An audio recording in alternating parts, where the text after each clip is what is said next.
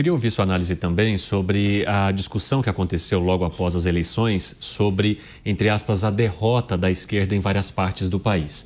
E a gente viu o ministro das Relações Institucionais, Alexandre Padilha, falando sobre a necessidade de rever as estratégias e a maneira como a esquerda tem se comunicado hoje com a população.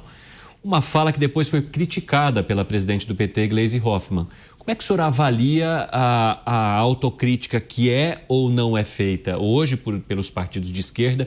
E, na tua avaliação, por que houve esse resultado em boa parte do país e, principalmente, um resultado que não foi aquele que era esperado em relação às capitais? Bom, primeiro vamos deixar claro que a eleição é local.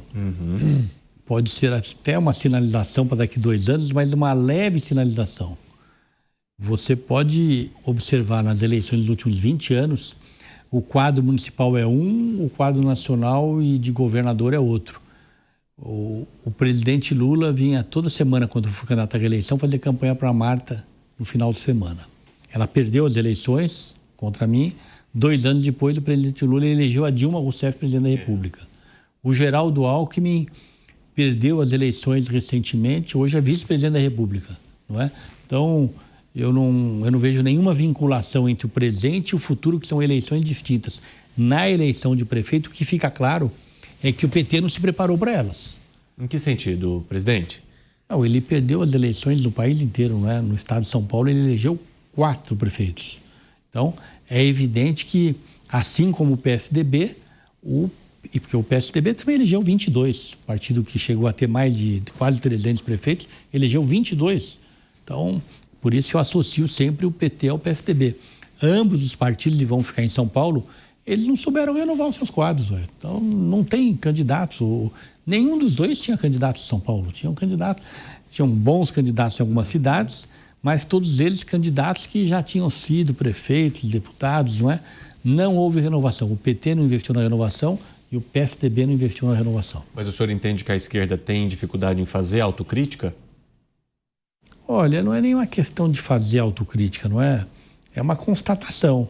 O PT precisa se preparar para as próximas eleições municipais. Eu não sei o que ele está fazendo no plano estadual, mas no plano municipal, se eles não se prepararem, daqui 4 anos vai ser um fracasso novamente. Vai lá, Piperno. Então, quando a gente fala de possibilidades do PT no pós-Lula, né? Sempre fica a dúvida, né, de ter ou não ter quadros para isso. O senhor não acha que, por exemplo, o ministro Fernando Haddad seria um nome bastante competitivo? Ele que já disputou uma eleição para presidente, teve 45% no segundo turno e, afinal de contas, está à frente de uma economia que não vai tão mal assim. Olha, eu sempre cito que o Brasil, na época que eu era deputado, ele tinha 200 grandes líderes. E hoje não tem mais do que 20. Então, alguma coisa de errado está acontecendo. Um país que tem 20, e a gente cita aqui, ó, vamos começar do Sul. Grandes líderes brasileiros. O Eduardo Leite, do Rio Grande do Sul, é um deles. Santa Catarina, o Topázio é um grande líder, prefeito de Florianópolis. Paraná, Rafael Greca, Ratinho Júnior, tem uma promessa, então não é um grande líder ainda, o Eduardo Pimentel. São Paulo, o Tarcísio. Mato Grosso do Sul, o governador. Mato Grosso também o governador. Bahia, Otto Alencar, Antônio Brito. Rio de Janeiro, Eduardo Paes, Pedro Paulo. Piauí, o governador do Piauí, do PT, o Rafael Fonteles. Ceará, o ministro Camilo, PT. Bahia, o governador Rui Costa, não é? Eu coloco o ministro Fernando Haddad também integrando esse grupo. Então, a questão do PT, quem será ou não será candidato, isso está eu acho que está entre esses nomes, mas nunca se pode excluir que possa vir alguém de fora, um quadro que esteja colaborando em outra atividade partidária. Eu não vejo o PT discutindo nenhum outro nome que não seja o do Lula. Vai lá, mano. Presidente, eu queria ouvir o senhor sobre a tensão institucional que nós vimos nos últimos anos entre Legislativo, Executivo e o Judiciário. Há muita fumaça, muita espuma sem muito conteúdo contra o Judiciário, mas há também um problema concreto de insegurança jurídica no Brasil e de alto custo do Judiciário. Tem um relatório do Tesouro que mostra que 1,6% do PIB, 4 vezes mais que a média mundial, é o custo do nosso Judiciário. Ou seja, custa muito caro e entrega insegurança jurídica. Essa é uma preocupação do senhor e como enfrentar essa questão? Eu não estou entre aqueles que generalizam a avaliação do judiciário. Eu acho que o Poder Judiciário no Brasil, ao longo das últimas décadas, ele ajudou muito a nossa democracia, tem muito mais pontos positivos que negativos. Os excessos não podem servir de avaliação, não é? Eu acho que são exceções, não é?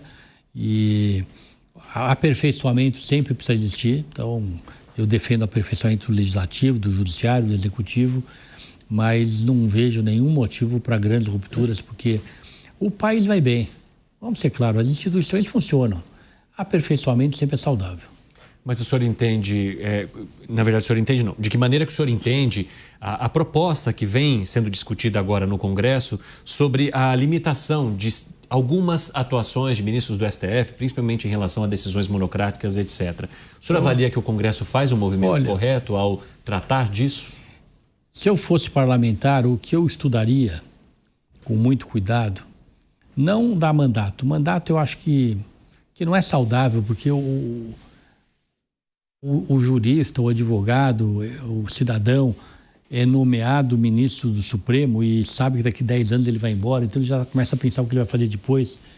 Eu avaliaria idade mínima. Uhum.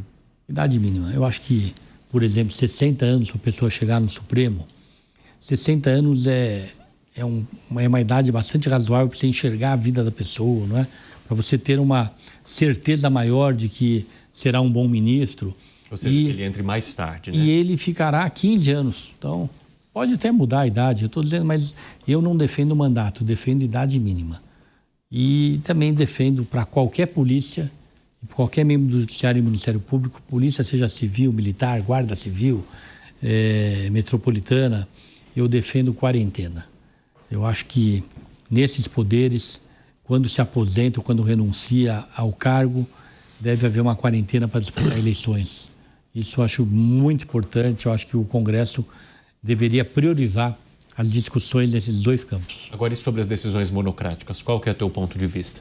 É que o Congresso já tem deliberado e em acordo com o próprio Supremo de que seja aperfeiçoado a valorização do colegiado, não da decisão individual.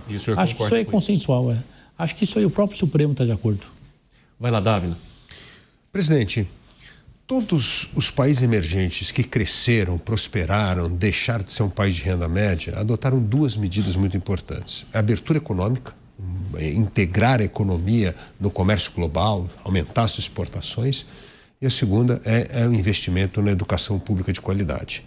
Nessas duas coisas o Brasil vem ignorando há muitos anos. Nós temos uma das economias mais fechadas do mundo e os nossos números são desastrosos na educação, né? Nós temos hoje mais de 50% das crianças que não são devidamente alfabetizadas aos 8 anos de idade e nós temos quase metade dos jovens que abandonam o ensino médio antes da conclusão. E se nós não resolvermos esses dois problemas, nós não vamos sair dessa estagnação econômica que nós estamos. O que o PSD como partido está fazendo e vai fazer, ele vai se comprometer para resolver esses dois grandes gargalos do Brasil? Bom, primeiro a questão da abertura econômica. O candidato que mais bem se apresentou com essa proposta, cujo governo foi um desastre, foi o Collor. Na verdade, depois do Collor, nós não tivemos ainda nenhum presidente que comprou essa tese com intensidade. Em relação ao ensino público, eu disse agora há pouco, não é, que é uma prioridade do PSD, um Estado enxuto, para que possa ter um Brasil promovendo cada vez mais igualdade, não é, cada vez mais justiça social, não é, cada vez mais a meritocracia, e isso só vai acontecer no nosso país se a gente tiver um investimento maciço em educação e um investimento maciço na saúde, em especial a saúde da infância. Enquanto nós não promovermos esses investimentos, e para isso precisa ter recursos, e os recursos nós vamos encontrar na medida em que a gente não gaste recursos com corrupção em empresas, não é? Com ineficiência, e dessa maneira a gente possa construir esse país que você sonha, que é também o país que eu sonho. Vai lá, Cássio. Ministro, nesse pós-redemocratização, no seu entendimento, nós tivemos alguns presidentes, no seu entendimento, qual deles foi o melhor e por quê? Eu acho que o presidente Fernando Henrique Cardoso teve a sua contribuição, a estabilidade da moeda.